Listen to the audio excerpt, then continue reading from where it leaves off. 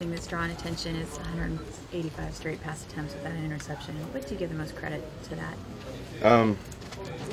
Throwing the football is, obviously quarterbacks get the attention, but very much a team thing. A lot to do with protection up front, stepping into clean pockets, throwing. A lot to do with the guys outside, running good routes, making strong catches. Even sometimes being defenders when it's not what we look for and the ball goes up. So a lot goes into it. So definitely a team statistic. But part of it is your decision making. How much do you think that's improved this offseason just from the NFC Championship game?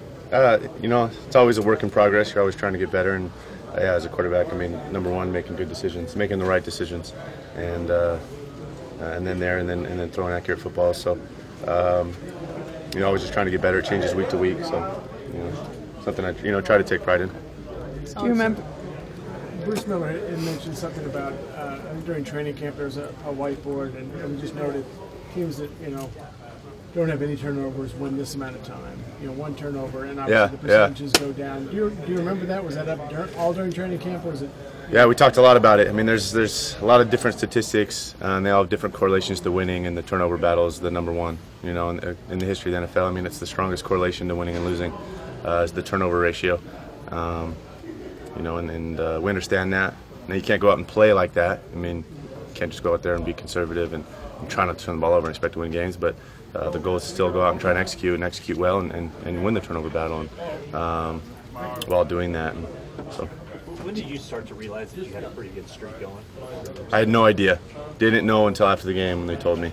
So I had no clue that I was close to one or what. And you broke Young's record, who broke Montana's record. What does that mean to you? Yeah, very cool. Obviously, it's an elite group here that's played this position for this organization. Definitely an honor just to be mentioned with those guys. Alex, do you remember who maybe had the last pick against you in practice? These guys were telling us today about takeaway Thursdays, and Bowman said they sometimes get 8 or 9 turnovers in the course of a practice. I think he's exaggerating. Okay. Mate, not from us. I don't know where he's getting this. No, no. I think it's something that starts on the practice field, and then that's where we get it, and starts there, and then carry it over to the field. So, but no question, I think the defense is very we're conscious of trying to get takeaways, and on offense, obviously protecting the football.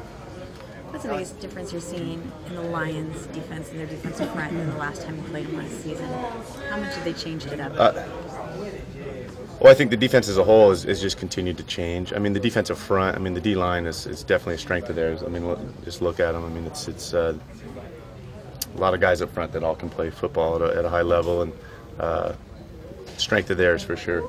But yeah, I think they've added some things, as far as the whole defensive scheme. They've do a little bit more. In general, still similar to the team we played last year. Obviously, the same system in place. But yeah, they do some different things here and there, and you never know. You play a team twice. Pretty sure it's not going to be the same way they played us last time. So got to get ready for some of that unknown, and what they're going to try to take away, where their focus is going to be. Do you think they're mad? A couple of your teammates have said they're probably still mad from you guys going in there and for sure. I think anytime you play recently in a game like that, especially hard-fought battle, they were undefeated. We were 5-1 going into that. It was a big televised game, and hard-fought coming down to the basically last play, last possession. No question. Anytime those games happen, for sure, I think they stick with you. So yeah, I'm sure they do. Alex, how comfortable winning that game was a big deal for you guys last year at that point of the season. Yeah. In retrospect, do you still think that's true? What did winning that game mean? Yeah, it was big win for us. No question. On the road, I think the road thing's still there. It's big. You're traveling east, 3-hour time difference, national TV game, playing indoors, a hostile environment.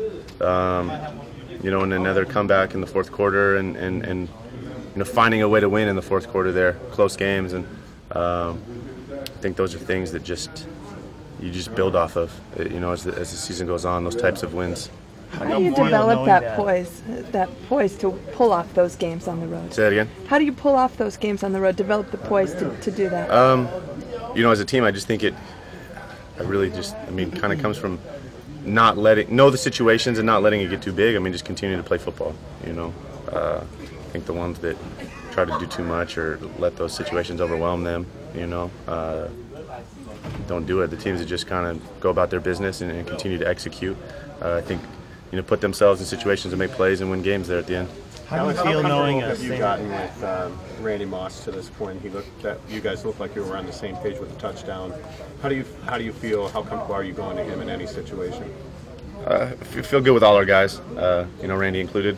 And it continues to build and evolve and change as the season goes on. Things change week to week, and you continue to grow and get better. It was our first week in kind of in-season mode, together, and I think just continue to, as the weeks go on. As the days go on in the week, and you're getting the game plan down and the communication there, the adjustments. A lot of things happen as the week goes on.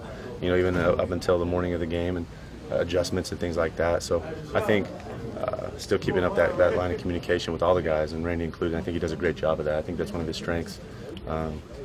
Has asked a ton of questions, has a lot of insight in figuring things out.